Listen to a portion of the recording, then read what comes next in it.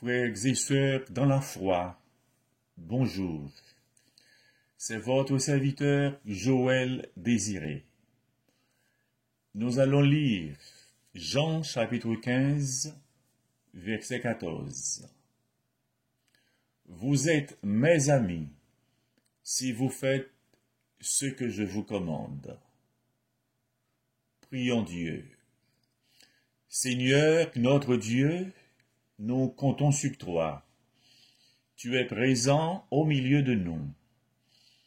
Fais-nous sentir ta présence. Adresse-nous ta parole, afin que nous soyons affermis dans la foi, l'espérance et l'amour. Au nom de Jésus-Christ. Amen.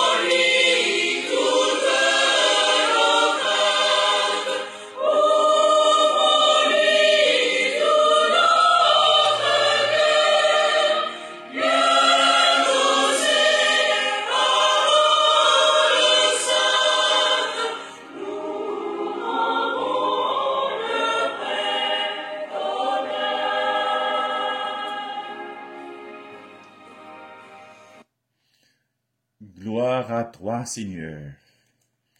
Gloire à toi, Seigneur. Le sujet que nous allons traiter aujourd'hui est le meilleur ami, c'est Jésus. Combien d'amis avez-vous? Quel type d'ami êtes-vous? L'ami aime en tout temps, et dans le malheur, il se montre un frère. Proverbe 17, verset 17.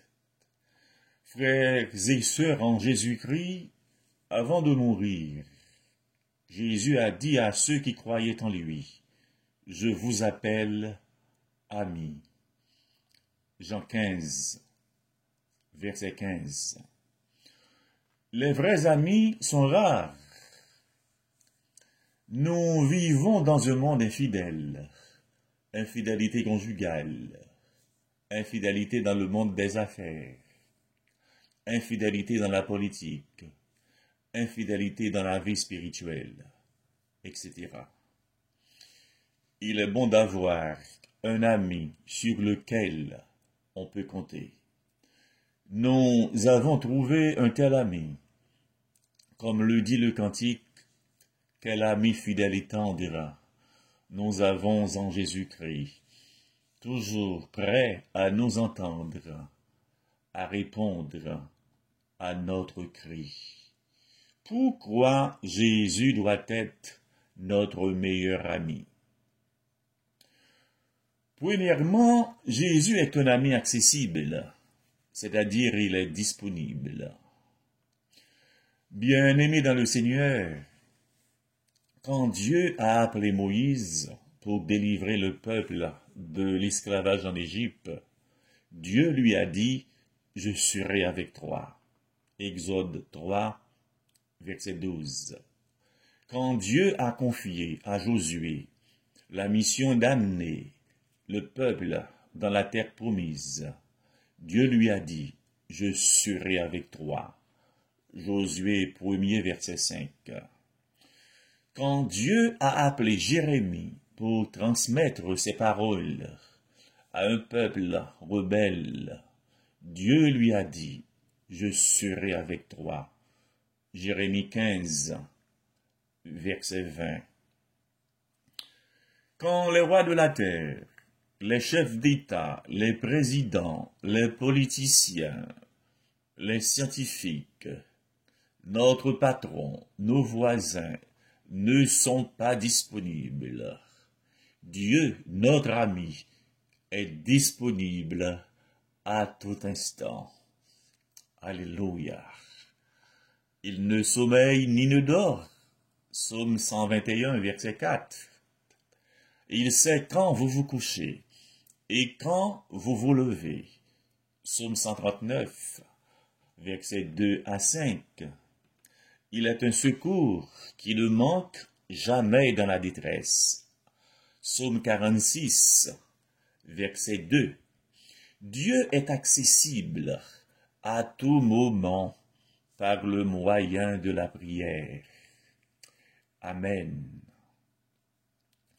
L'auteur de l'Épître aux Hébreux nous dit, « Approchons-nous donc avec assurance du trône de la grâce, afin d'obtenir miséricorde et de trouver grâce pour être secourus dans nos besoins. » Hébreux 4, verset 16.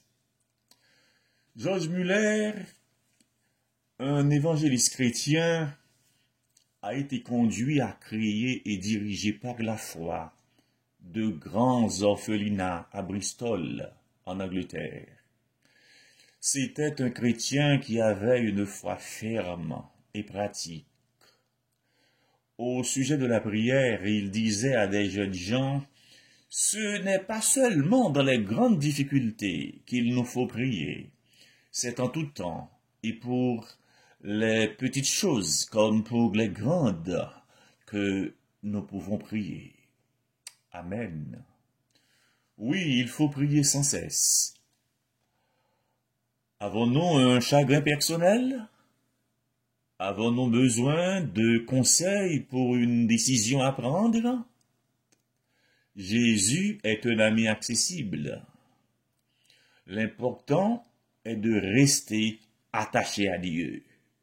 Alors comme Anne, Ézéchias, Néhémie, Jonas, Isaac, David, Élie, Épaphras, Asaph et Paul, prions, pleurons, supplions, insistons, crions, demandons, combattons, espérons, et puis adorons Dieu.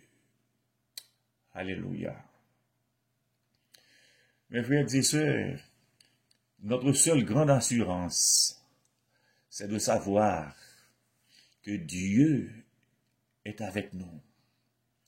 Merci Seigneur.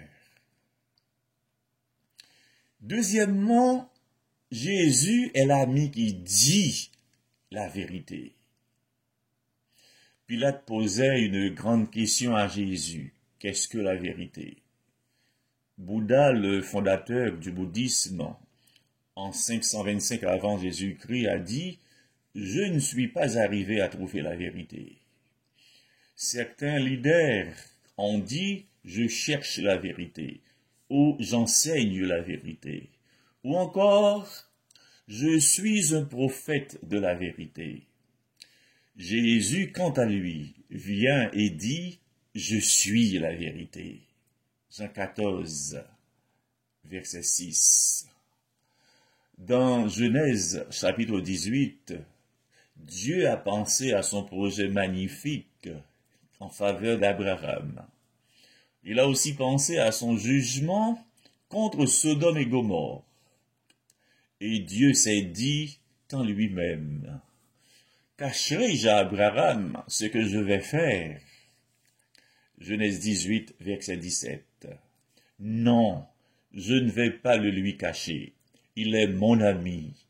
Je vais lui faire connaître mon secret. Être l'ami de Jésus, c'est une très grande joie. En même temps, cette amitié implique des exigences très élevées. Le Seigneur Jésus dit, « Vous êtes mes amis si vous faites ce que je vous commande. » Jean 15, verset 14. Ce que je vous commande, c'est de vous aimer les uns les autres. Jean 15, verset 17. Jésus dira à Judas qui le trahit par un baiser, « Mon ami, ce que tu es venu faire, fais-le. » Matthieu 26, verset 50. Oui, le chrétien doit aimer la vérité et haïr le mensonge. L'apôtre Paul, inspiré de Dieu, nous dit « Et avouerai la vérité pour ceinture. » Éphésiens 6, verset 14. Jésus a dit « Ta parole est la vérité. » Jean 17, verset 17. Vous connaîtrez la vérité, et la vérité vous affranchira. Jean 8, verset 32. La vérité de la parole de Dieu doit nous libérer de tous les mensonges. La vérité est la force d'une famille. La vérité est aussi la force d'une nation. Jésus est l'ami qui dit la vérité. Écoutez-le. Écoutez-le quand il nous dit qu'il faut bâtir notre maison sur le roc. Écoutez-le lorsqu'il nous dit qu'il faut nous aimer les uns les autres. Amen. Une petite chinoise dit un jour, « Je sais pourquoi Christ a dit, vous êtes le sel de la terre.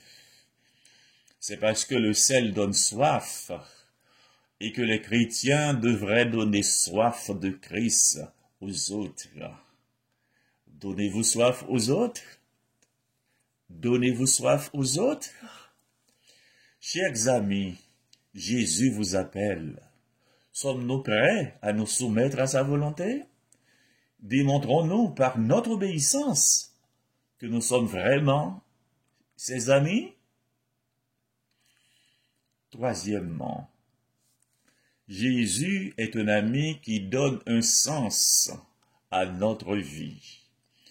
Frères et sœurs, il y a un vide dans le cœur de l'homme que rien ne peut remplir, ni l'avoir, ni le savoir, ni le pouvoir, ni la gloire. Dieu seul peut combler ce vide. Une vie vécue sans Dieu est un échec. Jésus-Christ, le bon berger, a dit, « Je suis venu afin que les brebis aient la vie et qu'elles soient dans l'abondance. » Jean 10, verset 10. Gloire à toi, Seigneur. Jésus, c'est un ami qui connaît nos alarmes. Les croyants ont la certitude que toutes choses travaillent ensemble pour le bien de ceux qui aiment Dieu. Romains 8, verset 28. C'est Dieu qui change les temps et les circonstances, qui renverse et qui établit les rois, qui donne la sagesse aux sages et la science à ceux qui ont de l'intelligence. Daniel 2, verset 21. J'ai lu l'histoire d'un missionnaire qui a perdu sa Bible, ses notes de sermon et son carnet d'adresse. Après avoir pleuré amèrement, il a décidé d'écrire une lettre à son ami Emmanuel. « Cher Emmanuel, j'ai perdu ma Bible, mais le Dieu de la Bible est toujours vivant. J'ai perdu mes notes de sermon, mais je n'ai pas perdu le message de ma vie. J'ai perdu mon carnet d'adresse, Mais je n'ai pas perdu mes amis.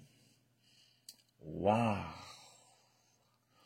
À qui perd tout, Dieu reste encore. Alléluia. Le soir arrivent les pleurs et le matin l'allégresse. Psaume 30, verset 6. Christ en nous, la parole de Dieu en nous, c'est l'espérance de gloire.